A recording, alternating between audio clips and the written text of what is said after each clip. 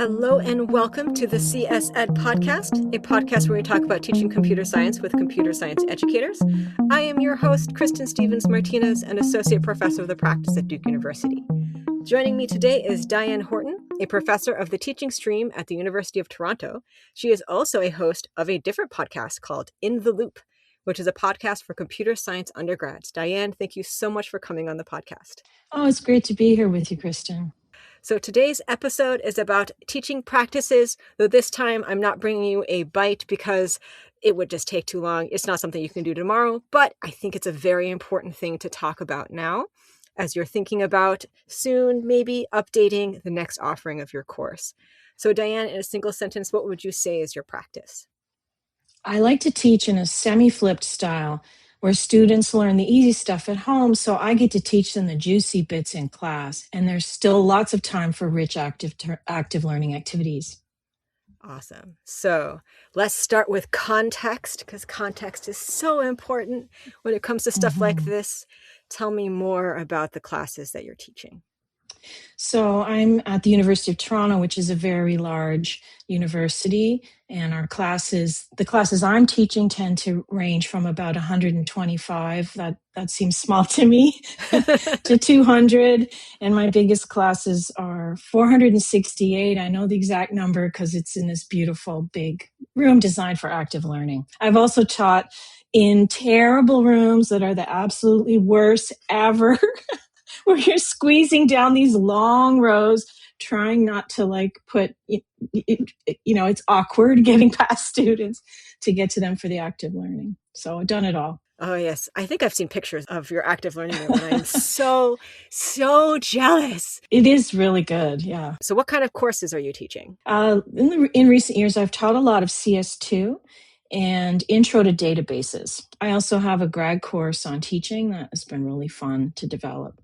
Nice. I don't use semi-flipped in the grad course, though. That's a small, intimate, very different kind of experience. Yeah. So when you say CS2, so that sounds like it's the second term course in your computer science sequence. What's it main focus on? Data structures? Algorithms? It's data structures, abstraction, design, testing, recursion, that kind of stuff. And we teach it in Python. Got it. So let's start with what got you into doing semi-flipped, because obviously a couple of years ago, everyone was all the rage about flipped, but you're saying semi-flipped. Yeah. So in a flipped or inverted classroom, instead of having students come to class to learn the material and do all the practice with the material outside of class, it's turned on its head so that students learn all the new concepts and everything outside of class, watching videos or reading or whatever. And then they come into the classroom and they practice everything while the prof is there to help them. Mm-hmm. And I got started in 2012, 2013 when everyone was getting really excited about flipped teaching. And in my first trial with it, I took a sort of cautious approach. I didn't want to flip the whole class. I wanted to try it out first. And so I did about a month. In the middle of my class was my database class, the month on SQL. I did fully inverted. And I had many nerves about it. I had things I wasn't sure were going to work and how the students would respond and all of that. And it really went quite well. The students really engaged with the activities, even though I had a 6 to 9 p.m. night class, 3 hours at night. Whoa. That's a long time to come and just do activities. Like your brain is exploding for 3 hours. But they were really willing to do it. I thought it went quite well. However, I felt I was missing out. Like I was obviously standing at the front and running around and gathering them together to talk about things, but it wasn't that I didn't get to explain the hard stuff to them. And I miss doing that. I feel like I really add value in doing that. And a number of my students said to me, I like this approach, Diane, but I miss you explaining things to us. And so I Okay. decided to do something kind of halfway where Mm-hmm.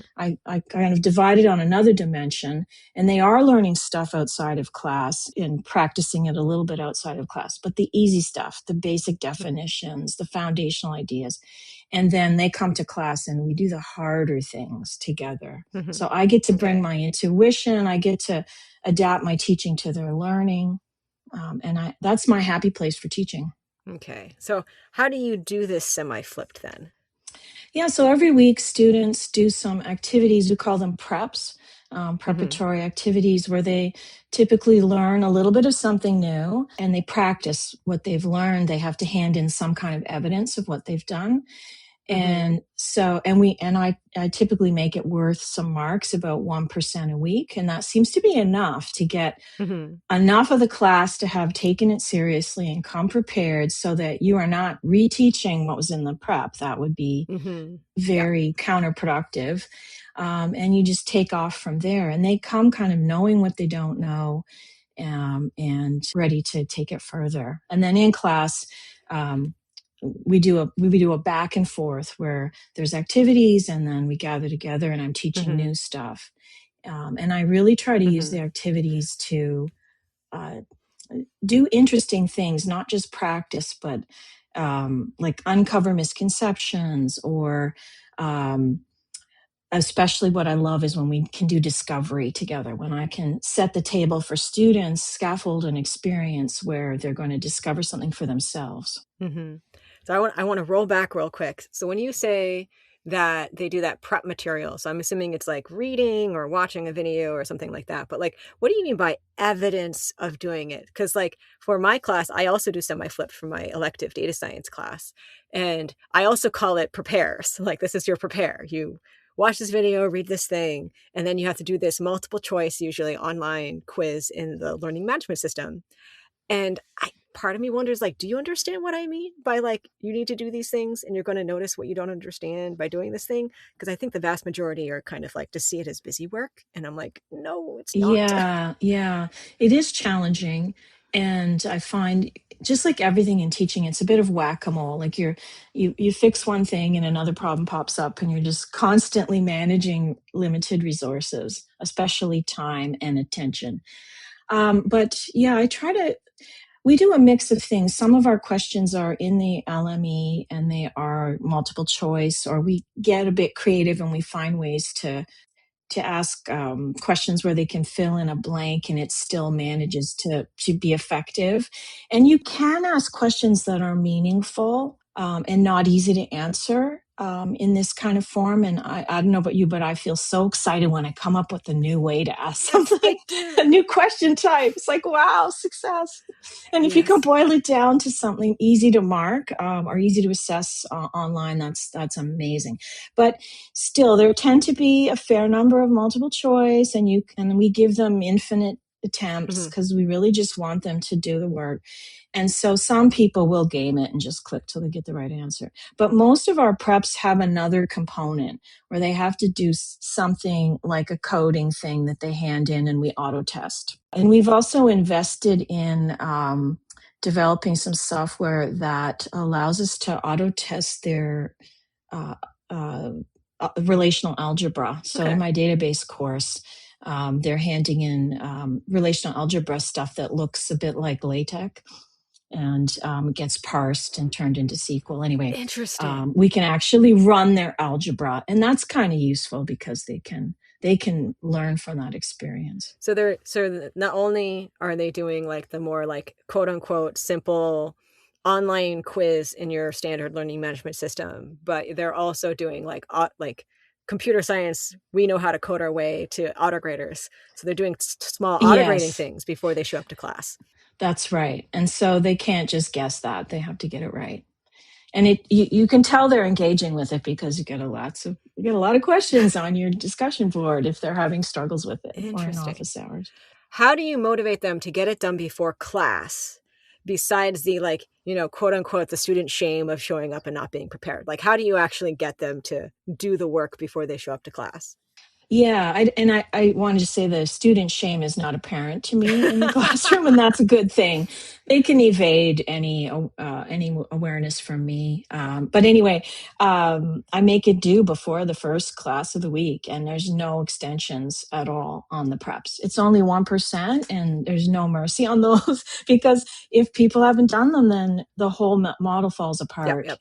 And this is why I have some marks on it, and it seems like 1% a week is pretty good. It works for us. I have a very generous late policy for assignments and things where it's not holding up the lectures if students need extra time. Yeah, I just do quizzes in the learning management system, and those have like it's due technically 2 days before class, and then there's a 24-hour late period, so that they are seeing the due date as 2 days before, but there's no penalty to submitting during the late period. And I tell them I'm strongly considering moving to you need a perfect score and you get infinite attempts. Right now it's 3 attempts only, but you need 80% to get full credit because it's the low stakes, just get it done, but like force yourself to get through it. But I do also allow what I call one prepare extension token, where if you just Ah, forgot, fill out the form and we will reopen those quizzes for you. And then there's a handful who are like, I did it again. I'm sorry. Can you open it again? And I'm like, yeah, that's fine. Like, I'll do it for, yeah, I have the yeah, resources to do it. So I'll just do it because I don't want it to harm their grade. yeah. But yeah, I think it depends on context too, though. Yeah, and it's some of that is we're back to the whack-a-mole Yeah. because, if you tell them it's due 2 days ahead and there's a 24-hour grace period, then do they really treat it like it's due 2 days ahead, or do they And think of the deadline as the? yeah. And I think it so much depends on context. And I think my school students, Mhm. when they see the learning management system tell them that this is due this day, they don't see the late due date. They just do it on that day. Yeah, And my students also, like, I'm kind of pushing them towards like you treat the due date as the actual due date, because for their homeworks I have this late token system where like one token 1 day, and you have to spend a token to be able to turn it in late, and they all like instant reaction is to hoard their tokens. And so I think in their brain a lot of them have potentially encoded, if I submit these quizzes late, I have to spend a token, which is actually not true. But a lot of them, when right. they first do it, they're like, please don't take a token from me, I'm sorry I turned it in late. And I'm like, no, it's a free 24 hours. And I explained to them, like, the reason Yeah. why it's due this day is because during that 24-hour period is when I'm looking at the data to understand what to emphasize in class. Because it's Mhm. semi-flipped, but also just in time, where I'm looking at how you all did on the quizzes. And then I order the content in terms of what you all struggled with first. And I tell them on the first day, I'm like, all right, this is how you all struggled. So we're going to focus on this content first. And we're going to ignore this other Oh, part because you all did great. And we don't need to talk about it in class. that's really, really a great idea. If you have time to look at the stuff and adapt to it from the prep. I don't find I'm doing that. Sometimes I have an activity at the very beginning of class that will check on their understanding and raise up the misconceptions, and then you deal with them just by what's happening in the room. So it's interesting that the way you describe adapting, because one of the challenges I find with semi flipped is that you're kind of locked in because you need to get the students ready for the next prep Mm-hmm. by the end of the week, or whenever however units of time you're thinking of. For me, it's the week. I need to have them ready. The preps are already in the can. I can't be making them up during the term, although maybe the first time you're scrambling. Yeah. But in the classroom, you with any active learning, things will zig and zag, and you don't know how it's going to go, and you want to go with that flow and adapt to it. But it really is challenging with semi-flip because you're also teaching some of the important content in the classroom. So you've got to do this adapting, but you also have to fit the content that they need to be ready for the next prep in. So do you find that you're actually shifting your preps down the pipe, like? In And In my case, no, just because like the class has 10 modules and it's one mhm, module per week. And since it's a data science class, the modules are a little more disjoint and less like feeds into each one compared to like a CS2 or a database class, I think. And on top of that, very little content in class is new. The reason why I call it semi-flipped is that often we're going deeper on a concept, or I my ah my my ah standard mode of operation is basically they do the prepare material by Monday. Tuesday, I'm looking at how everyone did, and pretty much everyone did the same as last semester. And so like the order of class is kind of the same. I might move some slides around,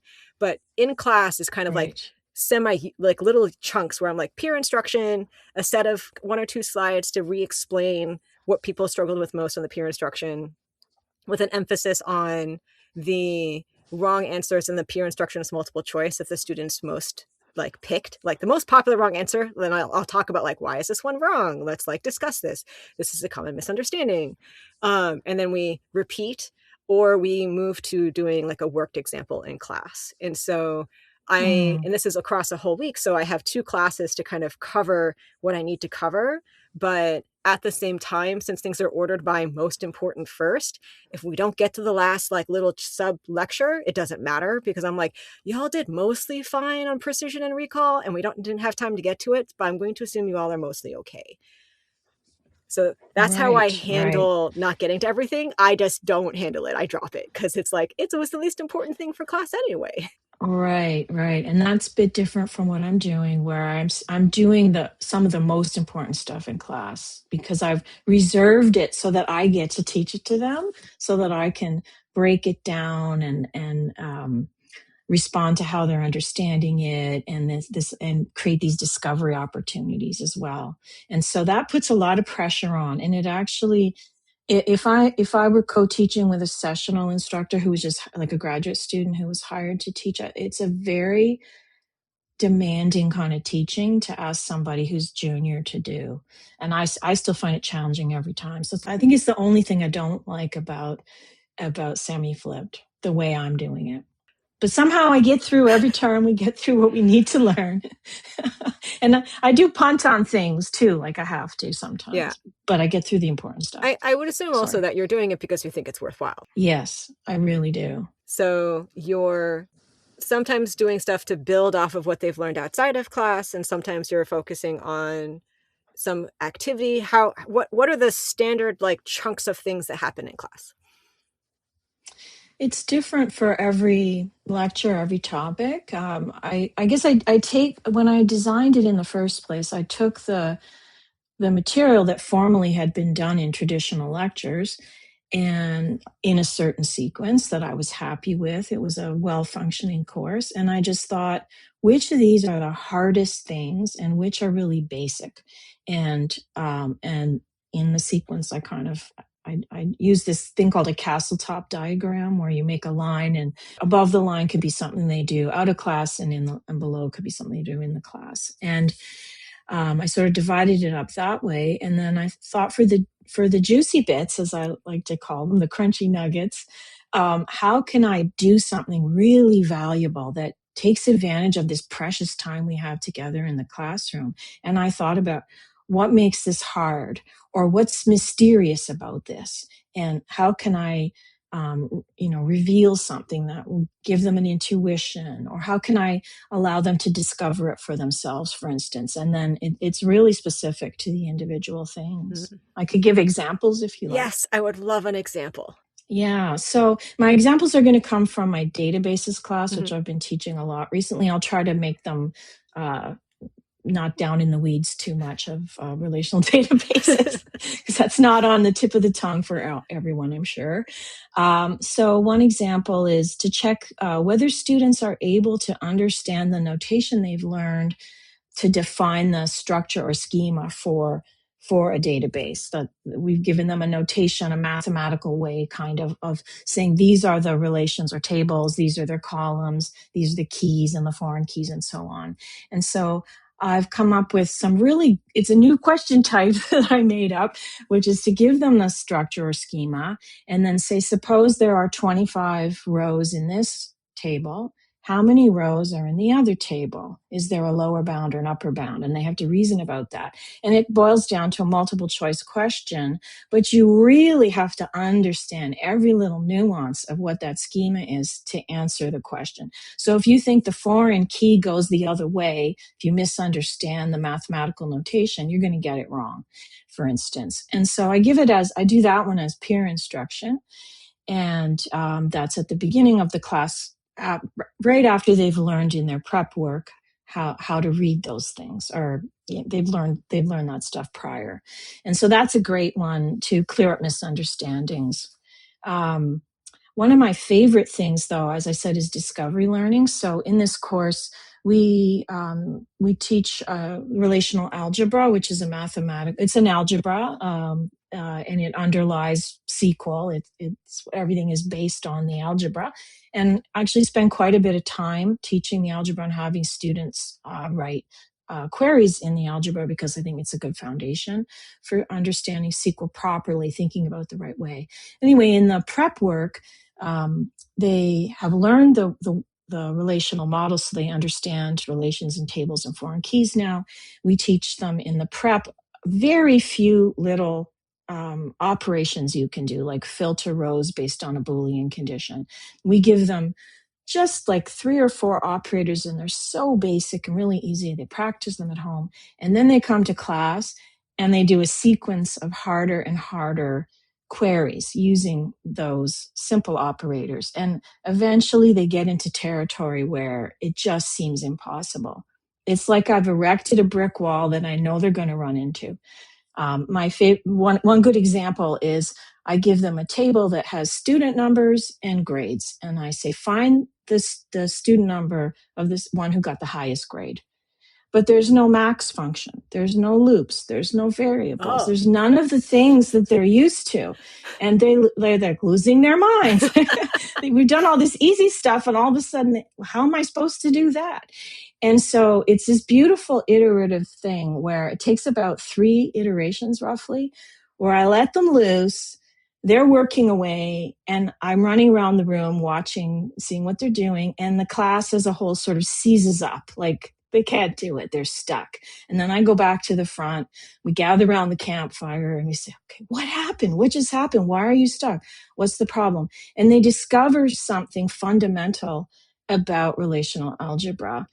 And for example, they discover on the first thing is typically that, oh, the only way I can make a choice is with this filtering operation, and it only looks at one row. We've got this narrow window. So if you're going to make a choice, is this student in the answer or not, you've got to get the information in one row. Okay, go forth and try that. And then we iterate several times, and through this, they each time discover something new about the relational algebra that's really foundational. Mm-hmm. For instance, they want to put all the rows into one row so they can look across them all and see the max. Because if I can only look at one row at a time, I got to get everything in there. But there's no way to do that. You would need to do an indefinite number of Cartesian products. And then you'd need a loop to look across. We don't have loops. And so they're like pulling out their hair. And then we try to figure out what can you learn from just looking at 2 rows side by side. This one is a higher grade than that one.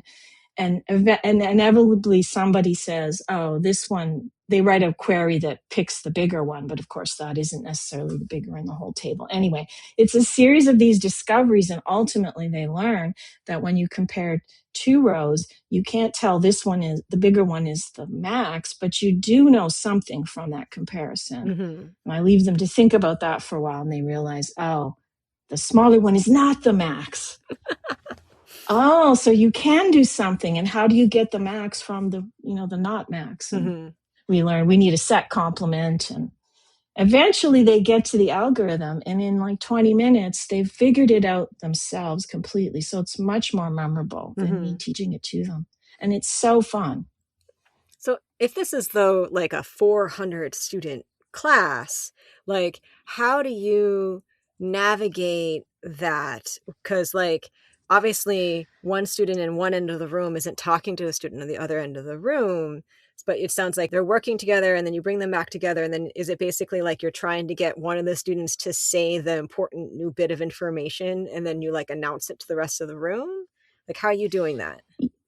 Yeah, so they're working in pairs or groups, and in that really large room, as you've seen it in photos, I think it's set up with these tables of 4 to 6 people. Mm-hmm. So it's designed so that they're working together at those tables, and I'm running around cajoling them to actually talk to each other. Yeah, you have to.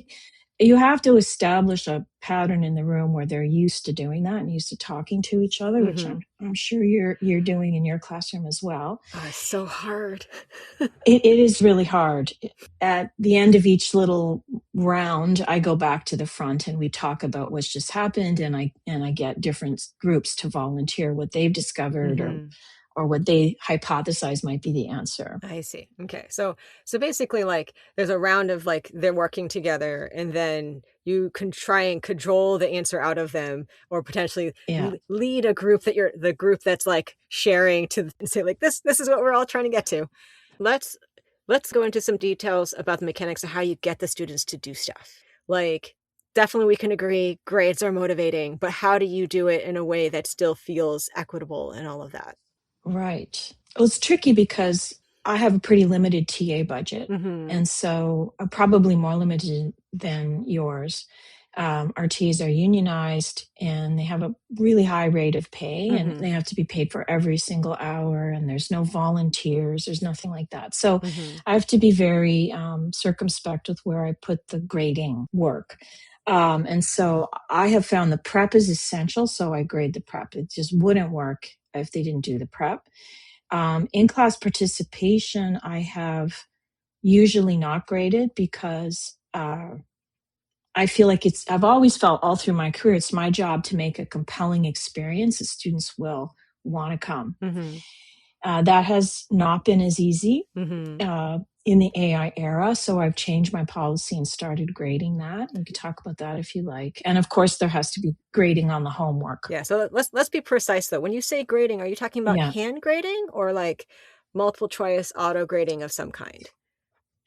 Yeah, for the prep, we've been able to make it all auto graded, auto tested, code and algebra, for instance, and those LME questions, no problem.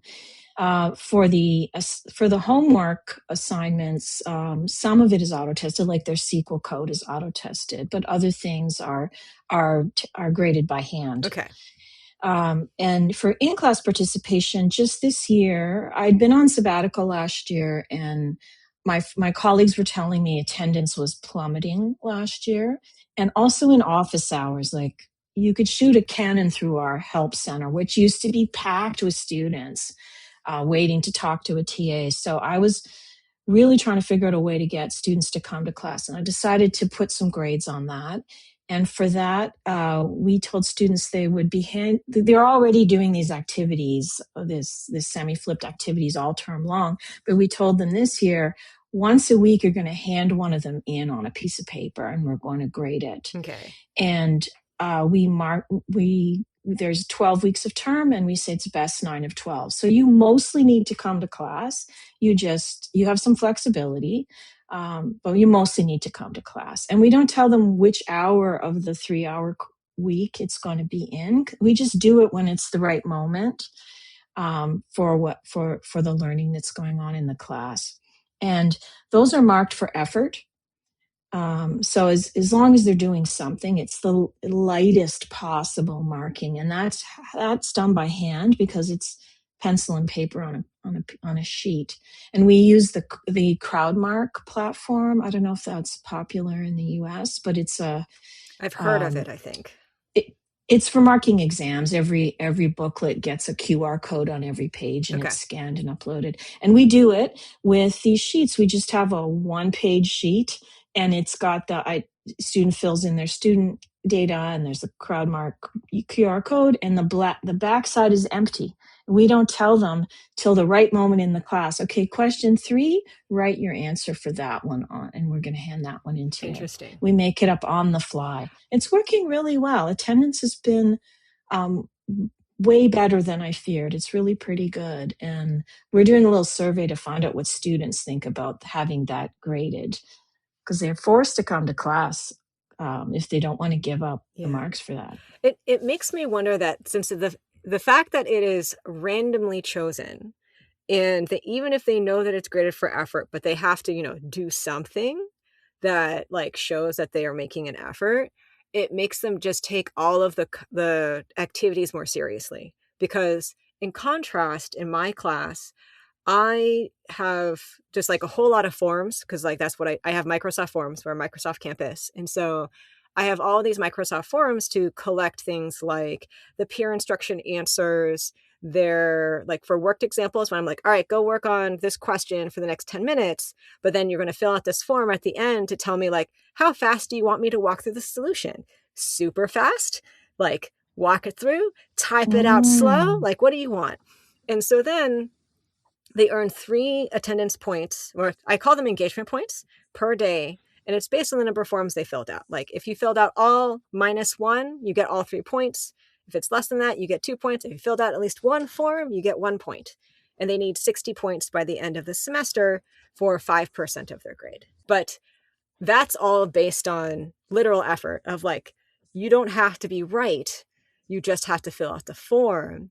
And I do see a behavior where clearly the first 10 or so students are not trying.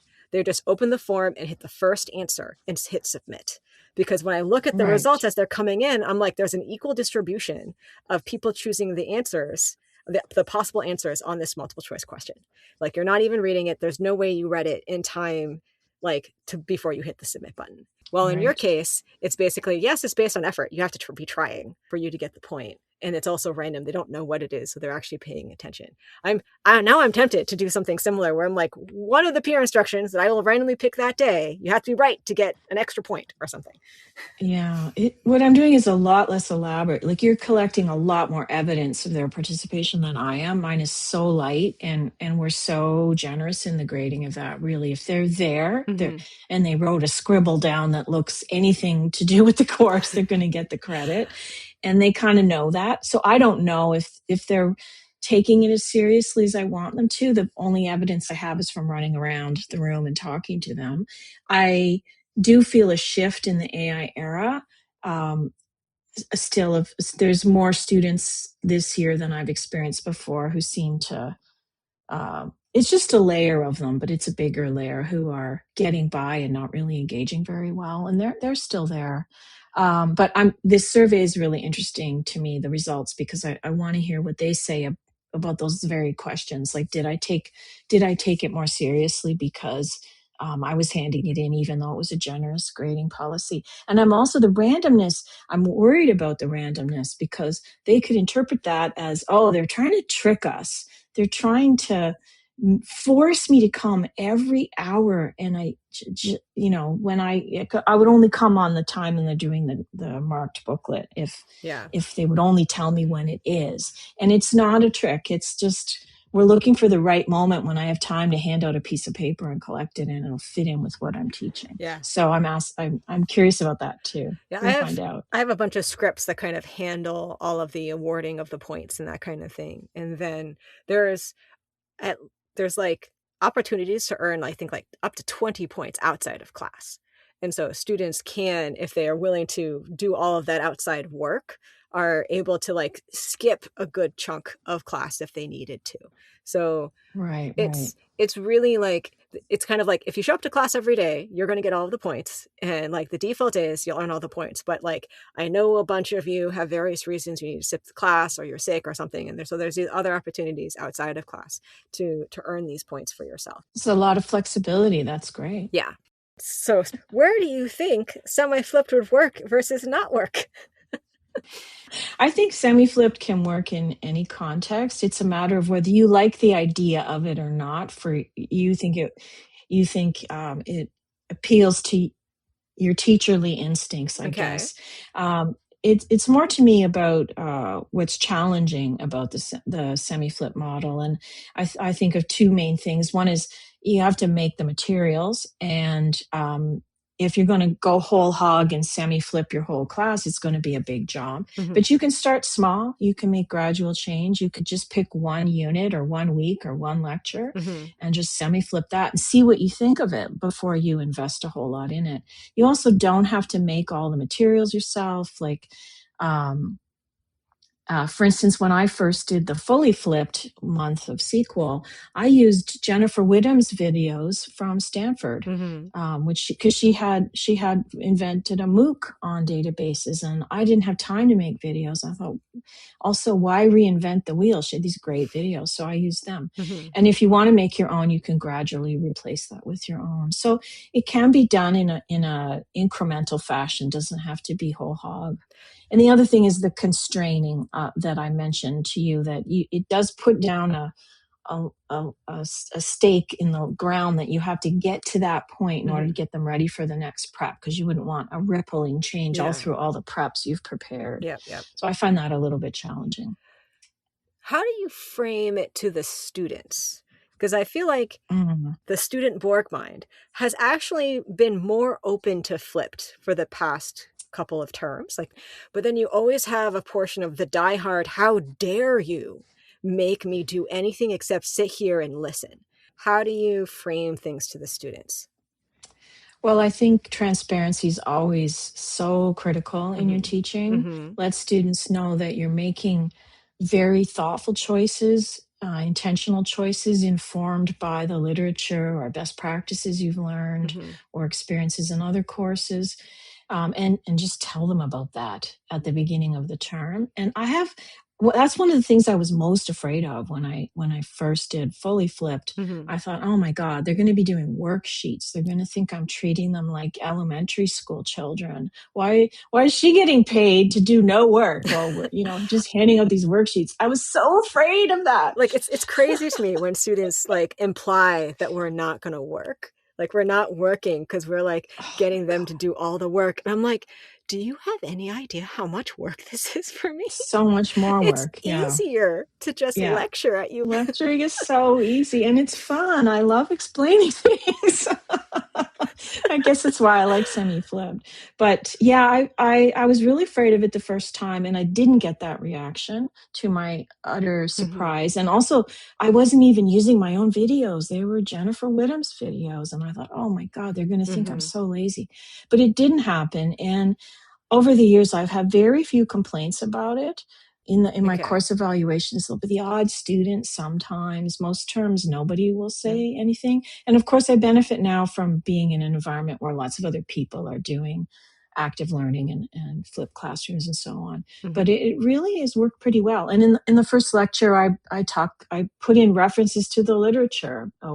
And I talk about our own research on flipped classrooms and the effect of them that's consistent with that literature, Mm-hmm. and it seems to work. So before we close out, what would you say is the highest order of bit that you'd want people to get out of this conversation?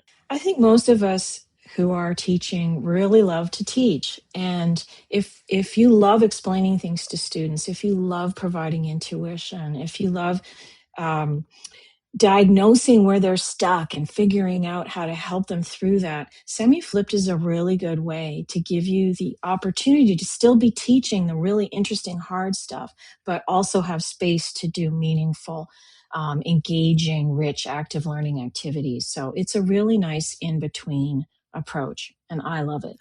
Okay. I like that. It's a way of getting the quote unquote more boring things out of the class so you make space for the things that are more fun to teach. Exactly. And, there's a reason why we're there in the classroom. Like, we bring value, and we get to really do that through the teaching parts, as well as by designing the really rich activities. There's so much creativity in coming up with those, don't you find? Like, Yes. ooh, how can I evoke this response I want to get? Or just designing the materials in general of like, is this a good thing to Yeah, try and explain it to students so that they understand it outside of class so I can get to the more interesting things in class? Or at least like, let's confirm that you all don't have this misconception before outside of class. yeah, And if you do, then we'll fix it in class. But let's at least find out outside yeah, of class. yeah, yeah. All right. Well, Making space. yes, making space. That's another way of thinking about it. Semi-flipped is about Hmm. making space inside of class for the more high value interactions. Yes, the high value ones. Yeah, that time in the classroom is so precious. It's probably our most precious resource, the time together. It's a very small number of hours, and I want to use it really, really well. Yeah. I find that this semi-flipped approach seems to be doing it for me. Awesome. Well, thank you so much for joining us, Diane. That was really fun. It was great to talk with you. And thank you for listening. If you know someone who might find this episode helpful, share it or give us a shout out online. This is a great way to support the podcast. And if you're looking for other ways to help us out, join us on Patreon at patreon.com/CSED podcast. In particular, shout out to patrons Andy Carl, Kendra Walther, and Clark Shelton for helping keep the podcast ad-free and supporting production. For past episodes, transcripts, and links, visit csedpodcast.org, and don't forget to subscribe so you never miss an episode. And this was the CSED Podcast. I am your host, Kristen Stevens Martinez, and our producer is Chris Martinez. And remember, teaching computer science is more than just knowing computer science. I hope you found something useful for your teaching today.